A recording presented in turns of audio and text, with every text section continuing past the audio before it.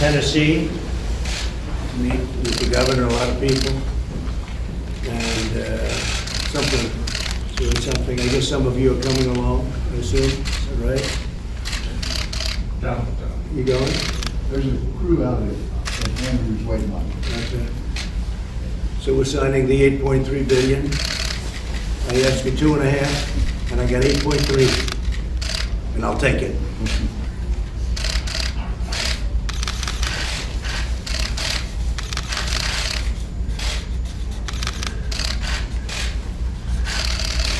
Okay. So here we are, 8.3 billion. We're doing very well, but it's an unforeseen problem, not a problem. Came out of nowhere, but we're taking care of it. We have big news on the ship, and a lot of things are happening on the ship. People are being tested right now. And I just spoke to the governor of California, Gavin Newsom, had a good conversation. We're both working on the ship together. It's close to 5,000 people, so big ship. We're doing testing on those people. Okay? Could I have those other papers I'm going to sign, please? These are additional papers relative to various things. So this is it. What's this?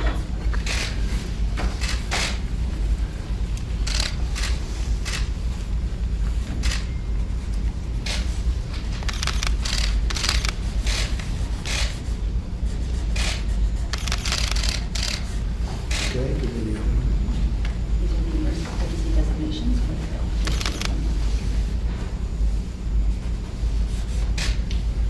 Do you have anything to say to the press? I just want to make it clear that in terms of tests, we have provided all the tests to the state of Washington and the state of California that they've asked for. The production and shipping of tests that we've talked about all week is completely on schedule. All of the CDC tests, the tests that are available to test up to 75,000 people, CDC has shipped to America's public health labs. Those are out. Then IDT, the private contractor working with CDC to ship to the private sector and hospitals, has already shipped enough tests for 700,000 tests. And the remaining lots are arriving at CDC this morning for quality control and should get out as we forecast this weekend. And then next week, we'll keep ramping up production. So as many as 4 million tests next week are going to be driving forward. So everything is on schedule for the testing. Mr. President, why aren't you going to CDC today? He's actually sent me. I'm going to go down. You could tell that. Yep. He sent We may go. There was, they thought there was a problem at CDC with somebody that had the virus. It turned out negative, so we're seeing if we can do it. But yesterday afternoon, we were informed that there may have been a person with the virus, and they now find out that that was a negative test. They've tested the person very fully, and it was a negative test. So I may be going. We're going to see if they can turn it around with Maybe Secret I'll sit Service. in.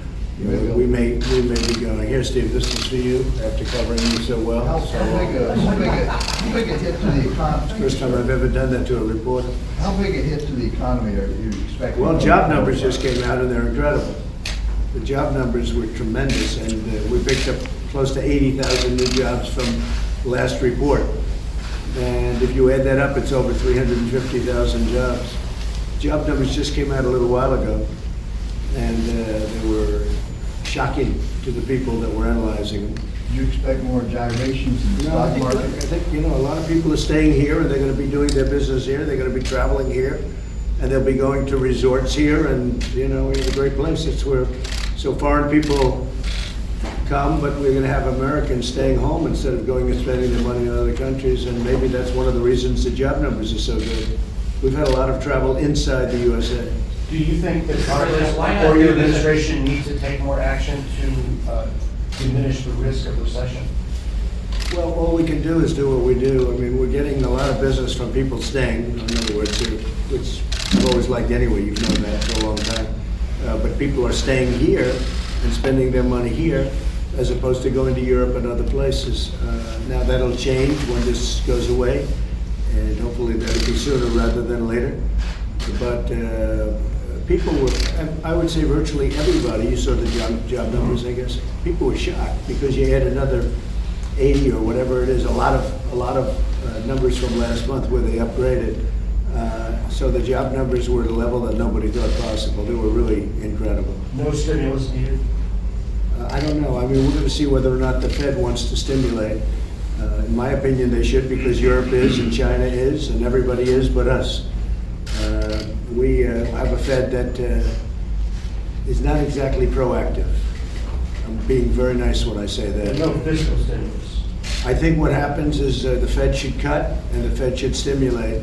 And they should do that because other countries are doing it, and it puts us at a competitive disadvantage, and we have the most prime.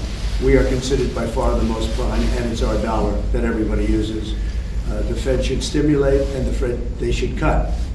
And why should Germany have an advantage over us with interest rates?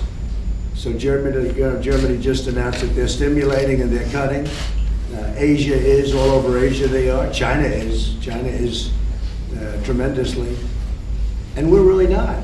And we pay higher interest, we have a higher rate, and it's ridiculous, frankly. We should have the lowest rate by far, and instead we pay more than other countries. Other countries are paying 0 and less than 0, you know very well. And we're paying interest, which is a very conservative approach, but it's not a good approach because we're also competing against other countries, whether we like it or not. Even our friends we're competing against. So in Afghanistan, are you afraid that once US pulls out, that the Taliban will basically just overrun the Well, no, Afghan you know, government? eventually countries have to take care of themselves. We can't be there for the next another 20 years. We've been there for 20 years, and we've been protecting the country, but we can't be there for the next. Eventually, they're going to have to protect themselves, you know. This should have been done a long time ago. But you can only hold somebody's hand for so long. We have to get back to running our country, too. So you understand that. Sure. Do you think the Afghan government will be capable in the long term of defending itself? I'll let you know later. You know, we'll have to see what happens. I hope they are, but I don't know. I can't answer that question. Mr. President, any concern that the coronavirus is... It's not supposed to happen that way, but it possibly will. Any concern that the virus is more widespread than originally thought because of the lack of testing? Is that any reason why you're not going to Atlanta today? No. They had one person who was potentially infected. And speaking of that, I'd like to go, so you guys are trying to work that out. I was going to Tennessee first, in any event, and then I was stopping in Atlanta, then going down to Florida for meetings. I think that they're trying to work it out that I do go. No, I hadn't heard that. I heard one person, and because of the one person, at a high level, because of the one person, they didn't want me going. But I would prefer going, and now that the test came out negative, we're going to try and go. The most powerful man in all of media, come on over. Has a little something to do with the Wall Street Journal, I don't know if you know. This is real power, right? You used to do what they did, right? And he did it so well that he's the boss at News Corp. Of course, Rupert has something to say with that, I guess, right? Lachlan, it's good to have you. It's good to have you. They treat me very nicely in the media, right? Except for the Wall Street Journal. How do you keep people from panicking? I don't think they're panicking. I don't think people are panicking. I said last night, we did an interview on Fox last night, a town hall. I think it was very good. And I said, calm. You have to be calm. It'll go away. We do have a situation where we have this massive ship with 5,000 people, and we have to make a decision. You know, that's a big decision because we have very low numbers compared to major countries throughout the world. Our numbers are lower than just about anybody. And in terms of deaths, I don't know what the count is today. Is it 11? 11 people. And in terms of cases, it's very, very few. When you look at other countries, it's a very tiny fraction because we've been very strong at the borders. But then you have a ship with a lot of Americans on it. It's got 5,000 people on it. It's a massive ship, and you know they want to come in. So we have to make a decision. We're working with the governor of California. Are you meeting with President Bolsonaro this weekend? Yeah. We're having dinner at Mar-a-Lago. He wanted to have dinner in Florida if that was possible. President of Brazil. So we'll be doing that today. Do you think financial markets are overreacting?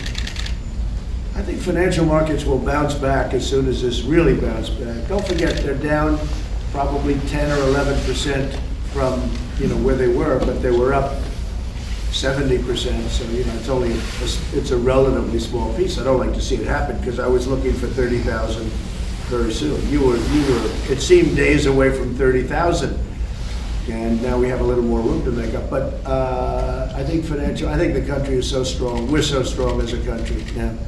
We have never been like this. The consumer is generating so much because of the tax cuts, the regulation cuts, and, the things we've done. So I think we're in great shape. I think we're in great shape. This came unexpectedly a number of months ago. I heard about it in China, came out of China, I heard about it.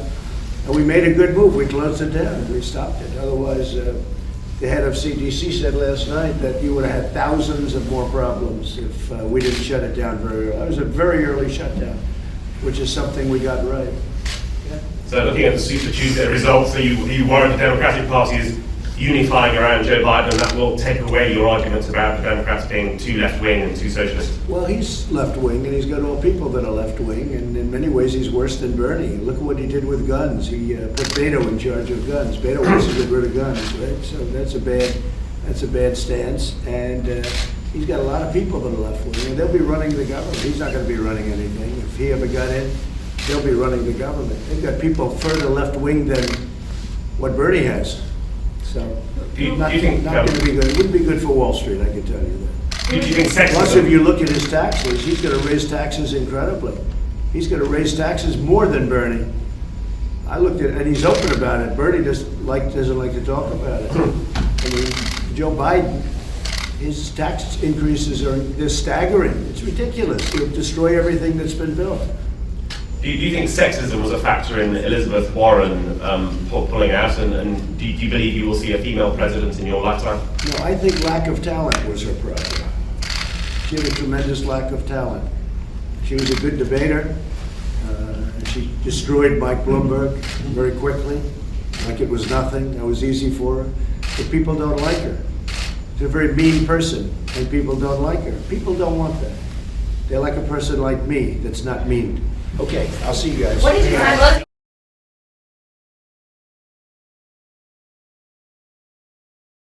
All right, folks, thank you so much for joining us here at Golden State Times. If you're new to the channel, make sure you subscribe and you click that notification bell.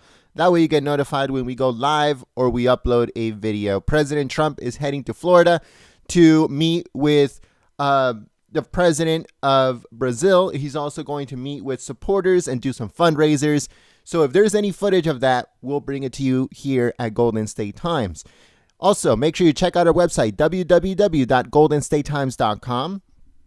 Again, that's goldenstatetimes.com, www.goldenstatetimes.com for full coverage of what's going on in politics. Thank you so much, folks, and we will see you very soon. Peace.